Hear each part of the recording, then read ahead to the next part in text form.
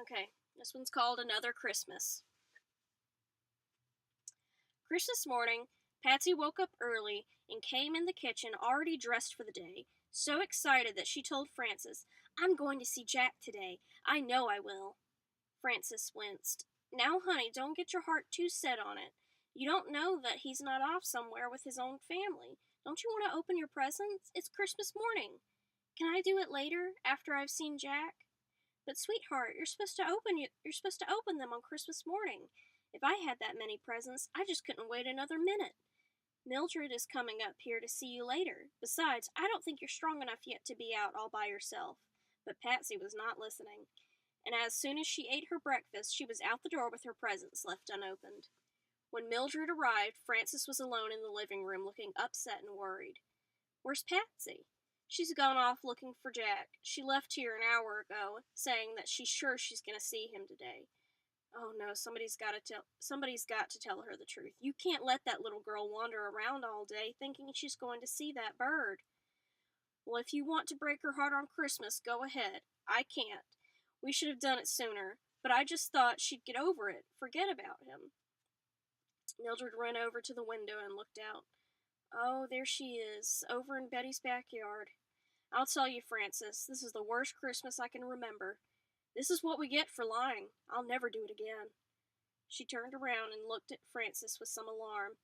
"If she ever finds out what we did, she's going to grow up and hate us. She'll be scarred for life. Maybe she'll turn out to be a criminal. She could flip out and come back someday and murder us all in our beds for this, and it will be all our fault. Oh, for God's sake, Mildred, you have got to stop reading those trashy novels. Things are bad enough as it is without you making them worse."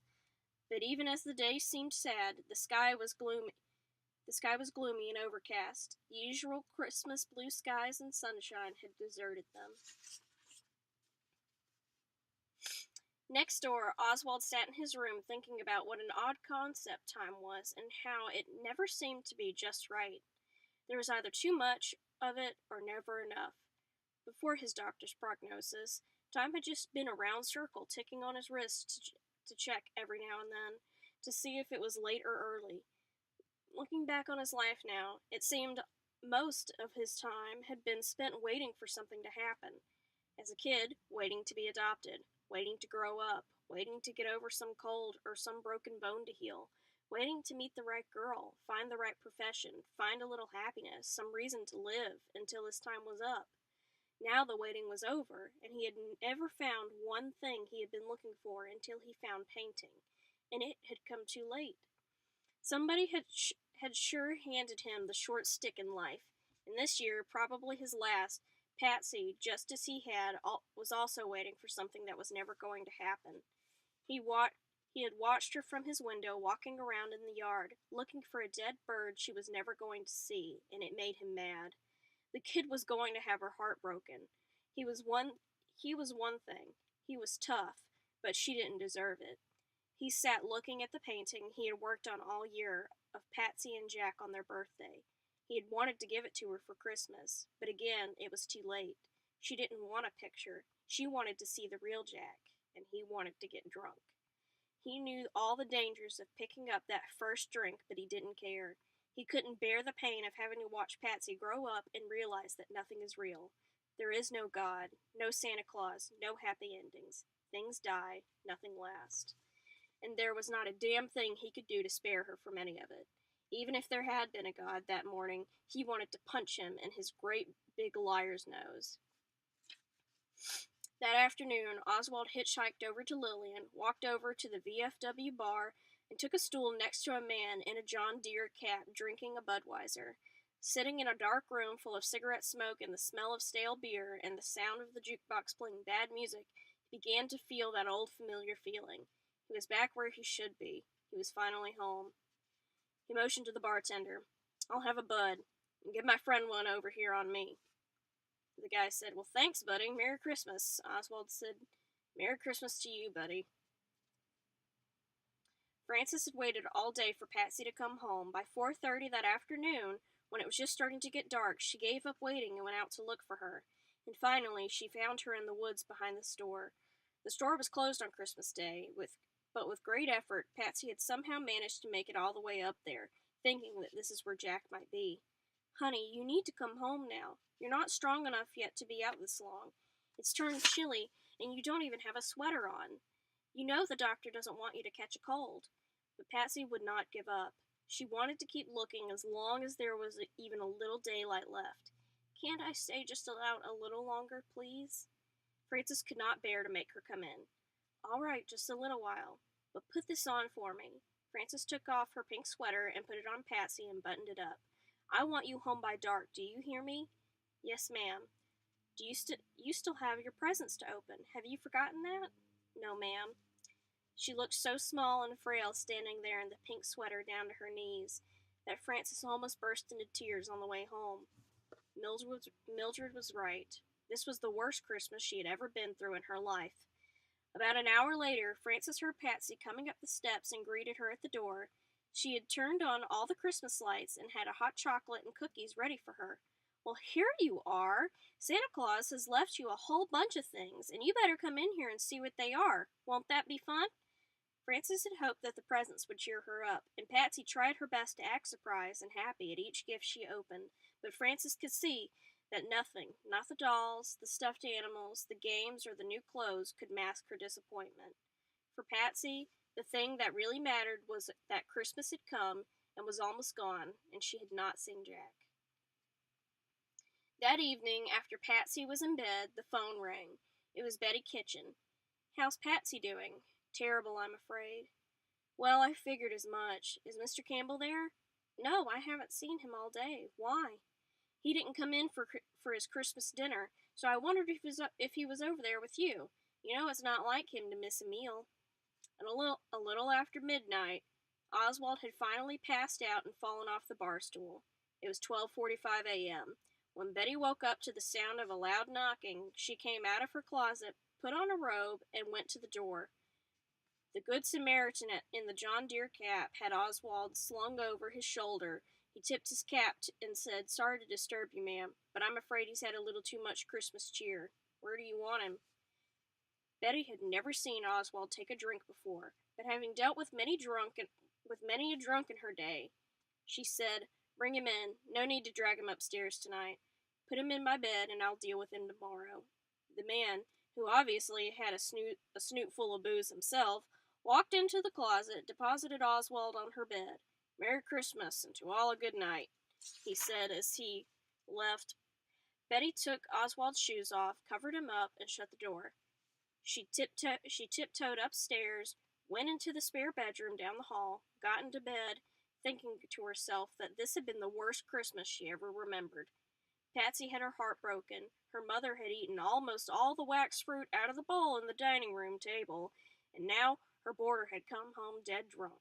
Good God, what was next, she wondered. Betty did not have much time before she found out. At around 5:45 a.m. the next morning, the screaming started. Betty's mother, Miss Alma, standing in the hall in her nightgown, screaming for her daughter at the top of her lungs. Betty! Betty! Get up! Get up! My camellias are flying off the bushes! Help, Betty! Betty woke up and heard her mother carrying on out in the hall, but she was so tired. She had not slept well, so she lay there hoping her mother would give up and want her back to bed. But no luck. The old lady continued to run back and forth in and out of her room, yelling about her camellias. Finally, poor Betty got up and went down the hall and tried to calm her mother down. Okay, Mother, it's all right. Go back to bed. There's nothing wrong. You just had a bad dream. But the old lady would not be calmed. She grabbed Betty by the wrist, pulled her to her room, and pointed out the window and screamed, Look, look, there they go! Go get them! Betty sighed.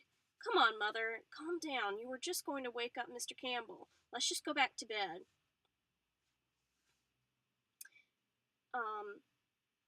Miss Alma continued to point out the window. Look, look, she said, jumping up and down. Okay, Mother, she said, and just to appease her, walked over and looked over and could hardly believe what she saw. At almost the exact same time, in the house next door, Patsy sat up and screamed for Frances. Mrs. Cleaverton! Mrs. Cleaverton! Her screaming startled Frances, and she came running up to the room. When she opened the door, she saw Patsy, her eyes wide with excitement, jumping up and down at the open window. I saw him. I just saw Jack. He was here. I knew he would come. Where did you see him? Here. He landed right here on my windowsill and blinked at me. I know it was him. He came back. Frances went over and looked out the window, and she too could not believe what she saw. It almost took her breath away. Although it was just beginning to get light outside, she could see the entire yard and trees were completely covered with snow. Everywhere she looked for as far as she could see, it was absolutely white, until all of a sudden she saw a flash of a powerful, incredible red streak by the window, then two, then four. When she leaned out and looked down, she saw the ground was filled with big red camellias that must have fallen off the bushes. It was not until she saw one fly away that she realized the whole yard was alive with redbirds. By the time Betty Kitchen was running down the stairs, her large arms flailing in the air. "Oh my God, oh my God, oh my God, get up, Mr. Campbell!" Oswald opened his eyes and sat up in the small dark closet and immediately hid his head on the shelf. He didn't know where he was or how he had gotten there, and with all the yelling and screaming, he was not sure if he had just died and gone to hell or what. Just then, Betty jerked the closet door open and yelled, "It's snowing!" Pretty soon, people up and down the street were out in their yards in various stages of undress, screaming and hollering up and down and pointing at all the redbirds that continued to swarm up and down the street. There were hundreds of redbirds in flocks of 20 or 30 sitting in trees and flying around the bushes. With his head ringing with pain from a hangover and just having hit his head, Oswald struggled to get his shoes back on. When he finally walked out, he was further startled. He walked out of a pitch-black closet into a blindingly white world just in time to see a flock of redbirds fly by. What a sight! It was still snowing big, soft white flakes, and here he stood in the street as if he were standing inside one of those paperweights that had just been turned upside down. He didn't know if he was still drunk or not, but he suddenly felt like he was inside a picture of some fairyland that could have been an illustration for a children's book. The Spanish moss, now covered with snow, looked like long white beards hanging down from the trees. As soon as she saw Oswald, Patsy went up to him and took his hand, and with her flushed face and her eyes shining, she said, "I saw him, Mr. Campbell. He came back just like you said he would if I wished hard enough. He came right to my window and blinked at me. Look," she said and pointed at the birds. "They're all his friends. I knew he'd come back." He looked up as a flock landed on the tree above and shook the snow down on the two of them. At that moment, Oswald was not sure if he had died and gone to heaven, but if any chance he was still alive, he swore to God he would never take another drink as long as he lived. Oh, what a morning! Betty ran in, called her friends Elizabeth Shivers over in Lily, and excitedly said, "Can you believe it? Have you ever seen anything like it in your life?" "What?" she said. "The snow. Look out at the snow, and we're full of redbirds, are you?" Elizabeth, who had been asleep, looked out the window and said, "Betty, there's no snow here. What redbirds?" In the meantime, the Creoles had heard the screaming all the way across the river and wondered what was happening. When they came out and looked, they saw that it was snowing on the other side as they stood on their docks. The Creole children who had never seen snow were having a fit to go over and see it up close. And finally, even the adults could not resist, and they did something they had not done in 19 years. The snow was still falling as one by one they all got in their boats and started rowing across the river to join the people on the other side. Pretty soon, the entire street was filled with Creole men, women, and children who had joined their neighbors, laughing and dancing in the snow. In less than an hour, word had spread by phone that the entire place was packed with people who had come from all around to see the snow and the redbirds. For most of the children who came, this was their first snow they had ever seen, and for the adults, it was certainly the first time they had ever seen snow in Lost River. But nobody there that morning, child or adult, had ever seen that many redbirds. Frances and Sybil and Dottie went down and opened up the community hall and made coffee and hot chocolate for everyone. And when they switched on the interior lights, the Christmas tree outside suddenly lit up. It was almost like Christmas Day all over again. Even though it was Sunday, Roy opened the store in honor of the snow and gave away candy to the kids and free beer to the adults. He was busy opening a can for Mildred, who had just joined the party, when he looked up and saw Julian Lapon standing outside looking in. As soon as the others saw him, a hush came over the store.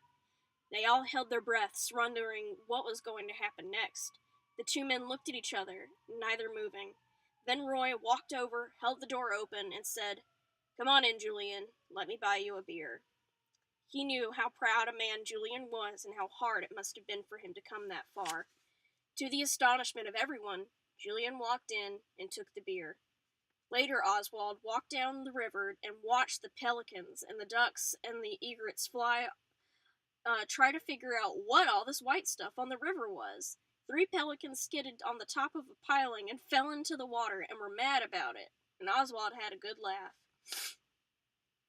As the morning went on and the sun came out, the snow began to melt, but not before 3 people who had no good idea how to drive in it slid into one another.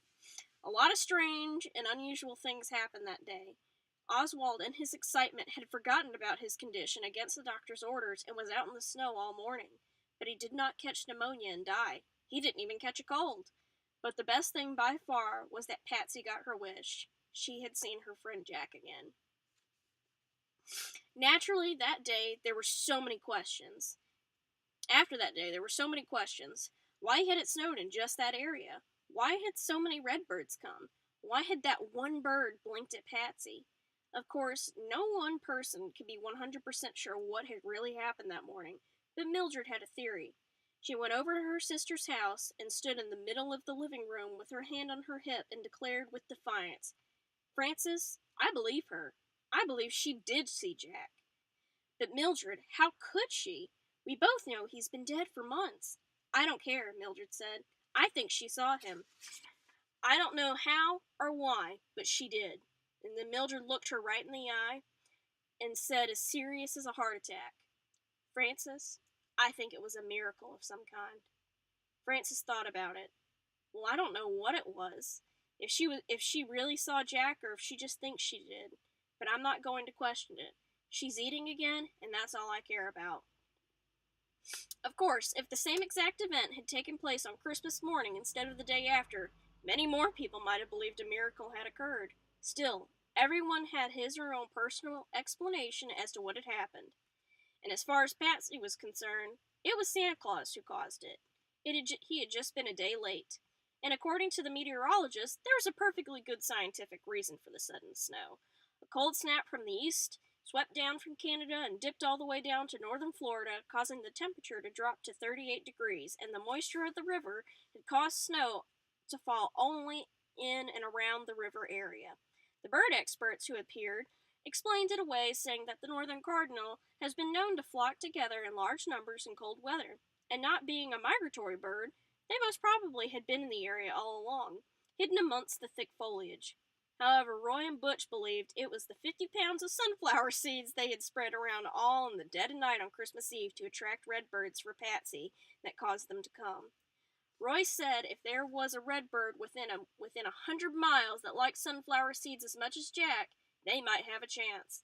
But as to why that particular redbird had landed on Patsy's windowsill and blinked at her was a question which nobody really had an answer. As time passed, even more strange and unusual things started to happen. That night, after Roy had rowed across the river to Julian Lapon's house with Jack, he had found out that Marie was divorced from her husband, and after being apart for so long, Marie and Roy were finally able to get back together again. With her 2 children, the confirmed bachelor of Lost River was soon going to become a family man. But romance did not stop there. A few months after the Redbird event, Frances Cleaverton made a surprise decision. One morning she marched over to Betty Kitchen's house and said to Oswald, "Listen, I never thought I'd want a new husband, but I'll have you if you'll have me. Patsy needs a daddy. She likes you, and so do I." Oswald was stunned, but after she left, he thought about it and realized he absolutely adored everything about the woman, from her gravy boat collection right down to her pink kitchen. He had just been too dumb to see it before. The truth was, he would love to be married to her and be Patsy's daddy. But before he gave Frances his answer, Oswald decided he'd better go back to Chicago and see his doctor. It was only fair that she know what she was getting for a husband and for how long.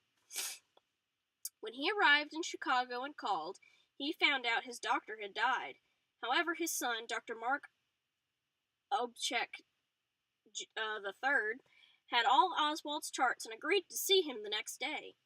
After he examined him and came back with the results, he looked at Oswald. "Well, Mr. Campbell, I've got good news and bad news. What do you want first?"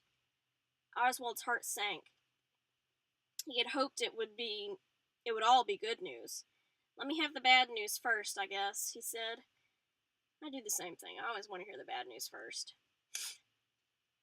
"The bad news is, you are no longer eligible to receive your disability check." "What?" "The good news is that those lungs of yours have cleared up quite a bit since your last checkup. You're doing great, Mr. Campbell. Keep up the good work." "Really? How long do I have?" "How long do you want?" the doctor said with a smile.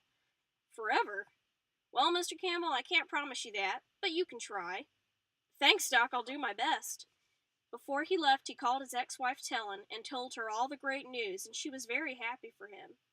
On his way home to Frances and Patsy, Oswald felt like he was the luckiest man alive, and he owed it all to Horace P. Dunlap and that faded old brochure. He was no longer an accidental visitor in Lost River. He was now a permanent resident. And if that wasn't enough wonderful news, on one day, right after Oswald came back from Chicago, Miss Alma, Betty's mother, came downstairs and out of a clear blue sky announced, "I think I'll do some baking today," and started up again. Everyone was so thrilled with her fancy cakes and pinafores that eventually Betty Kitchen started her own bed and breakfast and bakery.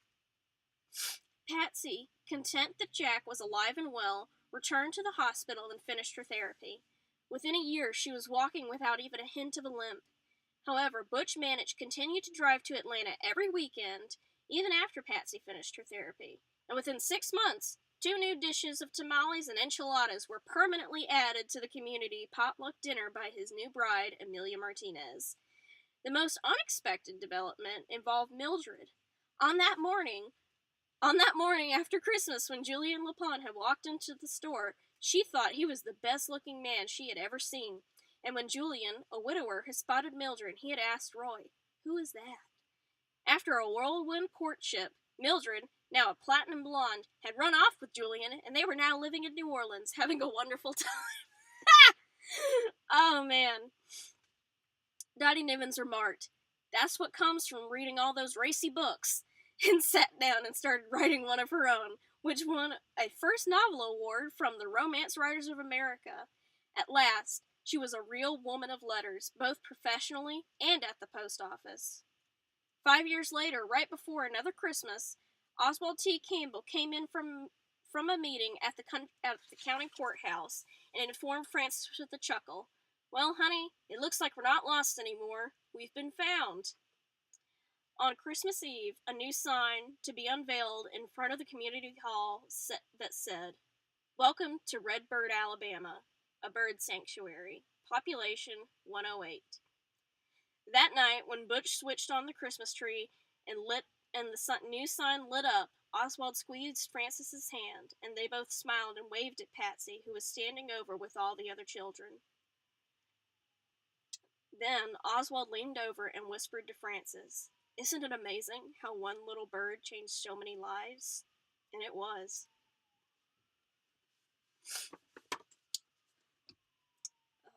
That was sweet. Oh, that was very sweet. I promise I'm not crying. My nose is just running, but it did make me emotional.